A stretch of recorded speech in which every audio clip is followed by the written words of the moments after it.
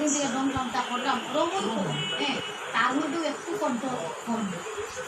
এখন দিদি তুমি 20 বছর এক বাড়ির দিয়া এই মানুষগুলো যখন আমরা চলছি কালকের থেকে আমরা দিয়া একদম দিনা রাইতে আমরা পাল্টি মারতে পারবো, আমরা বাঁচতে পারবো। আর আমি যদি না পারি এই দিনে আমি আবার